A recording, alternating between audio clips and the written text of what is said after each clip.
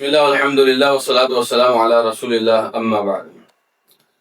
مسلمان کے ہاں نکاح کے معاملات میں ایک بہت اہم شرط جو اللہ اس کے رسول صلی اللہ علیہ وسلم نے رکھی ہے، عام طور پر اسے فرقہ واریت کی بھین چڑھا دیا جاتا ہے، اور میری عام طور پہ عادت نہیں ہے کہ ہم فرقہ واریت کے حوالے سے یا فقہی اختلافات کے حوالے سے بات کریں، لیکن پچھلے دنوں ایک بہت ہی معروف یو کے میں رہنے والے ایک مفتی صاحب کا میں نے ایک ویڈیو دیکھی، جس میں انہوں نے بڑے عجیب و غریب طریقے سے اپنے فرقے کو پروموٹ کرنے کے لیے قرآن و حدیث سے ثابت شدہ مسئلے کی توہین کی۔ وہ کہنے لگے کہ وہ لوگ جو ولی کے بغیر نکاح کو جائز نہیں قرار دیتے وہ جائیں تیل لینے۔ سبحان اللہ! کیا اللہ اس کے رسول صلی اللہ علیہ وسلم کا تعلیم دینے کا طریقہ یہی تھا؟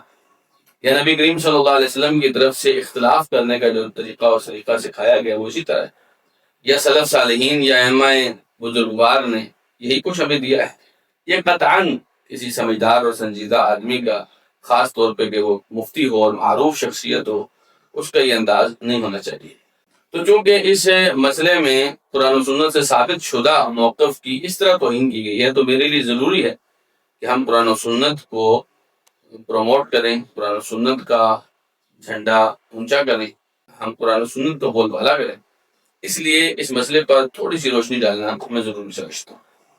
یاد رکھیے کہ رسول اکرم صلی اللہ علیہ وسلم کی بڑی کلیئر حدیث ہے، یہ سنن ابی داؤد میں، سنن ترمذی میں بھی موجود ہے۔ آپ علیہ الصلوۃ والسلام نے فرمایا کہ لا نکاح الا بولی، ولی کی اجازت کے بغیر نکاح نہیں ہوتا، ولی کے بغیر نکاح نہیں ہوتا۔ اور یہ بات قرآن مجید نے بھی کئی انداز سے سمجھانے کی کوشش کی ہے۔ مثلا قرآن مجید میں آتا ہے، اللہ سبحانہ و تعالی نے مردوں سے فرمایا فَلَا تَعْضُلُهُنَّ يَنْكِحْنَ أَزْوَاجَهُنَّ، کہ اپنی خواتین کو جب وہ اپنے پرانے خاوند سے دوبارہ شادی کرنا چاہیں آپ انہیں نہ روکیں۔ اس کا مطلب ہے کہ خاوند روک سکتے ہیں، لیکن اللہ سبحانہ و تعالیٰ کی طرف سے خاص نصیحت کی گئی کہ اگر خاتون کا ارادہ ہے تو آپ انہیں نہ روکیں۔ اسی طریقے سے قرآن مجید میں اللہ سبحانہ و تعالیٰ نے فرمایا کہ وَلَا تُنْكِحُوا الْمُشْرِكِينَ حَتَّى يُؤْمِنُوا، تم مشرک مردوں کے ساتھ نکاح مت کرواؤ جب تک وہ ایمان نہ لیں۔ مشرک مردوں کے ساتھ آپ ایمان والی خواتین کا نکاح نہیں کروا سکتے۔ تو کروانا کس نے ہے؟ مردوں نے، بلکہ اللہ سبحانہ و تعالیٰ نے فرمایا وَأَنْكِحُوا الْأَيَامَ مِنْكُمْ، اپنے بیچ میں موجود بیواؤں کی شادی کراؤ۔ تو یہ حکم مردوں کو دیا گیا ہے۔